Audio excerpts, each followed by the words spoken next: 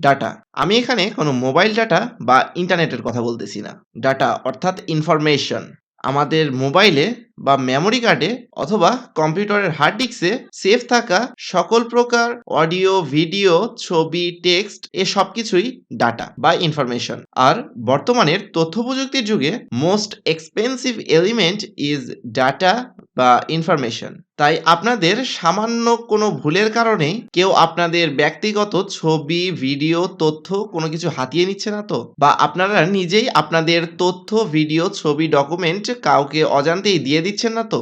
তো চলুন আজকের এই ভিডিওর মাধ্যমে আমরা জেনে নেই কিভাবে আমাদের তথ্য, ডাটা বা ইনফরমেশন গুলো আমরা নিরাপদ রাখতে পারি বা নিরাপদে ডিস্ট্রয় করতে পারি।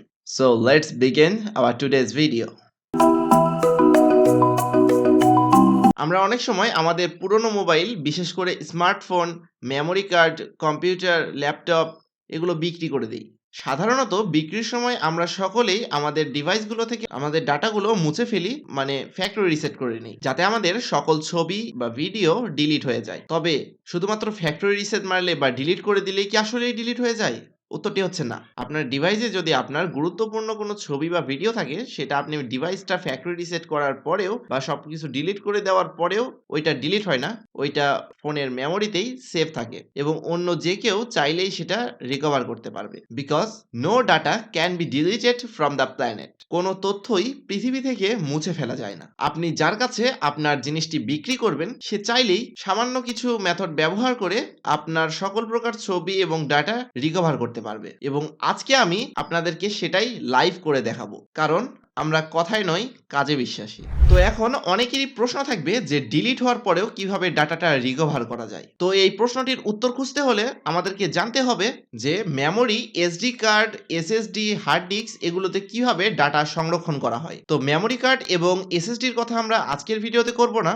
আজ আমরা কথা বলবো হার্ড ডিস্ক নিয়ে। তো এটা হলো একটি এইচডিডি বা হার্ড ডিস্ক ড্রাইভ। তো হার্ড ডিস্কে মূলত মেকানিক্যাল ডিস্ক, মোটর এবং রোটার থাকে। ইলেকট্রোম্যাগনেটের মাধ্যমে সূক্ষ্ম নিডেল দ্বারা মেটাল ডিস্কের উপরে ডাটা রিড বা রাইট করা হয়। এটি মূলত কাজ করে পুরনো গ্রামাফোনের মতো। আপনারা অনেকেই এরকম পুরনো গ্রামাফোন দেখেছেন। এইটার কাজ করার পদ্ধতি এবং এই হার্ড ডিস্কের কাজ করার মূল প্রিন্সিপালটা একই। আর এই প্রযুক্তিটি প্রায় 50 বছর পুরনো। গ্রামাফোনে যেমন ডিস্কের উপর নিডেল রেখে দিলে ডিস্কে সংরক্ষণ করা গান বা মিউজিক বাজে, ঠিক একইভাবে আমাদের হার্ড ডিস্কগুলো কাজ করে।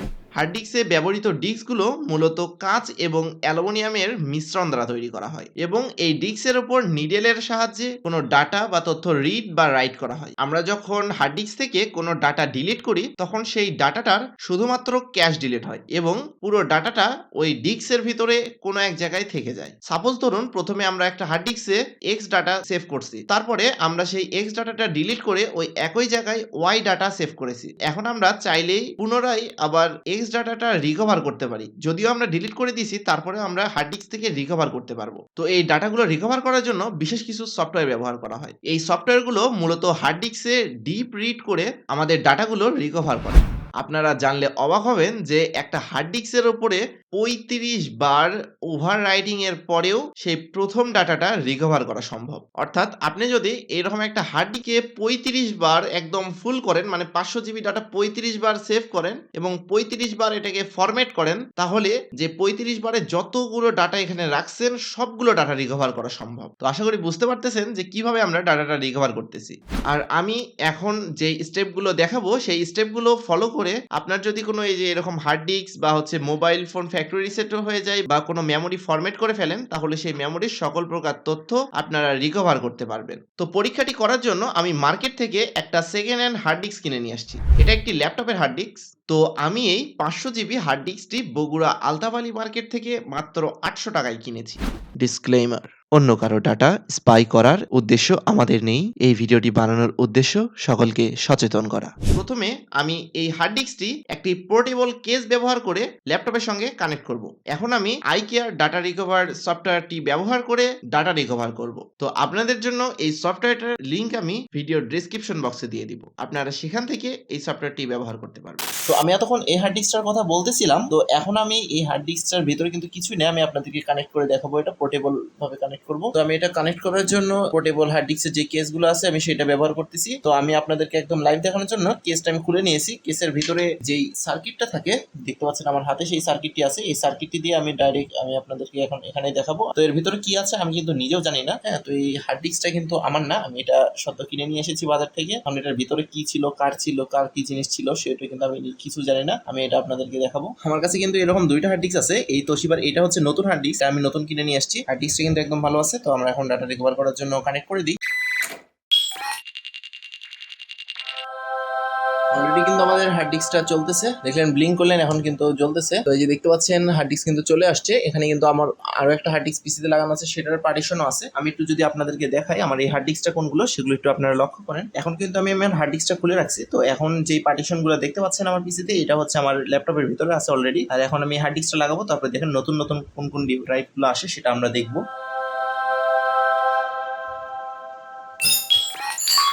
তো আমরা এখানে দেখতে পাচ্ছি আমাদের ড্রাইভটা লাগানোর সাথে সাথে আমরা এখানে 3টা ড্রাইভ পেয়ে যাচ্ছি। এই যে এই লোকাল ডিস্ক ডি, এটাতে আমি কিছু ডাটা রাখছি, আমার কিছু ডাটা আছে এটাতে। এখানে দেখতে পাচ্ছেন লোকাল ডিস্ক জি এবং লোকাল ডিস্ক এইচ, এই দুটো কিন্তু একদম ফাঁকা। যখন কিনেছিলাম এগুলো একদম ফরম্যাট করা ছিল, কোনো ডাটা ছিল না। এখন আমরা ডাটাগুলো রিকভার করবো। এখানে কিন্তু ফাঁকা আছে একদম। ভিতরে ডাটা কি কি আছে সেটা কিন্তু আমাদের এখন রিকভার করতে হবে। তার জন্য আমরা একটা সফটওয়্যার ব্যবহার করতেছি, যেটা আপনাদেরকে বলছি, এই যে আই কেয়ার ডাটা রিকভারি। তো ডাটা রিকভার করে আমি কিন্তু এই হার্ড ডিস্কে, যে হার্ড ডিস্ক থেকে ডাটা রিকভার করে সেখানে করতে পারবো না, পরে সেখানে নিতে পারবো, কিন্তু প্রথম অবস্থায় ওখান থেকে নেওয়া হবে ডাটাগুলো। সেই জন্য আমার একটা ফাঁকা ড্রাইভটা সিলেক্ট করে নিব, আমার অন্য একটা হার্ড ডিস্কের একটা ফাঁকা ড্রাইভ সিলেক্ট করে নিব। সাপোজ আমি যে এই ড্রাইভটা সিলেক্ট করছি, এখানে এইটা আমার ফাঁকা আছে, তো এখানে আমি একটা ফোল্ডার ক্রিয়েট নিব। তো আমরা দেখতে পাচ্ছেন এখানে কিন্তু এই যে ডাটা রিকভারি নামে একটা ফোল্ডার ক্রিয়েট করে নিছি। এটা আমি তৈরি করছি তে তৈরি করছি। তো এখান থেকে আমরা হচ্ছে যে ডাটা রিকভারি এটার একটা শর্টকাট ক্রিয়েট করে নিব। তো আমরা এই শর্টকাটটা ডেস্কটপে নিয়ে আসলাম, আমাদের ফোল্ডারটা ওপেন করতে সুবিধা হবে। কভার করে সব ফাইলগুলো আমরা এইটাতে সেভ করবো, আর এবং এই সফটওয়্যারটা ব্যবহার করে আমরা রিকভার করতে। এখন সফটওয়্যারের ভিতরে ঢোকা যাক। তো এখানে কিন্তু এখন সফটওয়্যারের ভিতরে আপনারা 3টা অপশন দেখতে পাচ্ছেন। প্রথমেই দেখতে পাচ্ছেন এটা ডিলিটেড ফাইল রিকভারি, মানে এটা আপনারা রিসেন্ট কোনো কিছু ডিলিট করছেন সেটা রিকভার করতে চান। তারপরে যে এখানে advance recovery for any data loss, এটা হচ্ছে আপনারা যদি অ্যাডভান্স ডাটা রিকভার করতে চান সেক্ষেত্রে। এটা হচ্ছে recover file from deleted partition, মানে আমাদের হার্ড ডিস্কে কিন্তু পার্টিশন দেওয়া থাকে, যদি আপনারা পুরো পার্টিশন সহ ডিলিট করে দেন, অর্থাৎ পুরো হার্ড ডিস্কটা যদি ফরম্যাট করে দেন তাহলে এইটা সিলেক্ট করতে হবে। তো এখান থেকে আমরা 3 নং অপশনটা সিলেক্ট করব। তারপর আমাদের হার্ড ডিস্কটা সিলেক্ট করতে হবে। এখানে আমরা যে হার্ড ডিস্কটা রিকভার করব সেইটা সিলেক্ট করব, তারপর নেক্সটে ক্লিক করব। এ পর্যায়ে আমাদের হার্ড ডিস্কটা স্ক্যান হবে। স্ক্যান হয়ে গেলে আমাদের এখান থেকে পার্টিশন বেছে নিতে হবে। তো আমি আমার প্রয়োজনীয় পার্টিশনগুলো বেছে নিব। পার্টিশন সিলেক্ট করলে আপনি নিচে দেখতে পারবেন আপনার ডাটা রিকভার করার সম্ভাবনা কতটুকু। তো এখন আমরা নেক্সটে ক্লিক করব।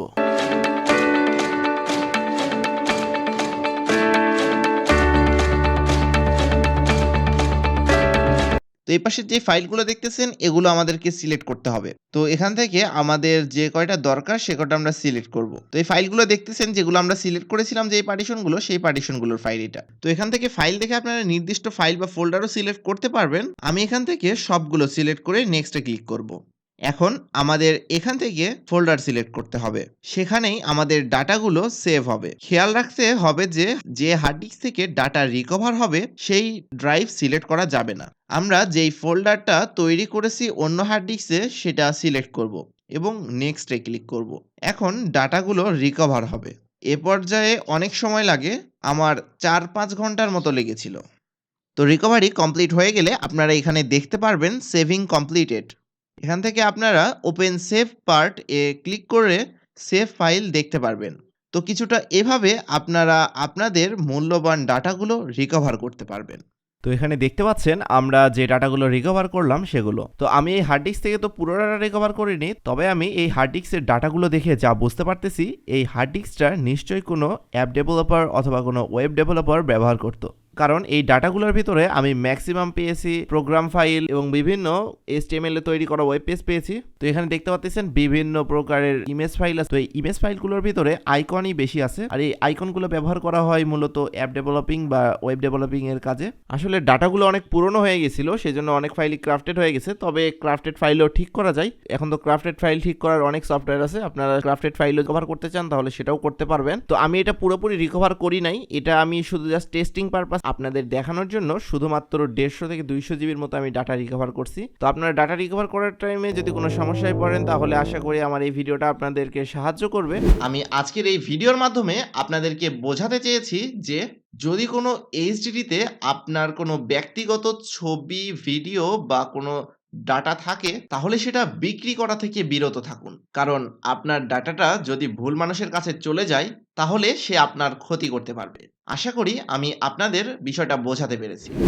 আমাদের এই ভিডিওটি আপনাদের ভালো লেগে থাকলে অবশ্যই আমাদের ভিডিওটিতে একটি করে লাইক করে দিবেন। আপনাদের একটি লাইক আমাদের নতুন ভিডিও বানাতে উৎসাহিত করে। আর আমাদের চ্যানেলে নতুন হলে অবশ্যই আমাদের চ্যানেলটি সাবস্ক্রাইব করার অনুরোধ রইল। আমি আব্দুল্লাহ আল সানি, আব্দুল্লাহ 360 ইউটিউব চ্যানেল এবং ফেসবুক পেজের পক্ষ থেকে আজকের মতো বিদায় নিচ্ছি। তো দেখা হবে নেক্সট কোনো ভিডিওতে নতুন কোনো টপিক নিয়ে। ততদিন পর্যন্ত ভালো থাকবেন, সুস্থ থাকবেন। আল্লাহ হাফেজ।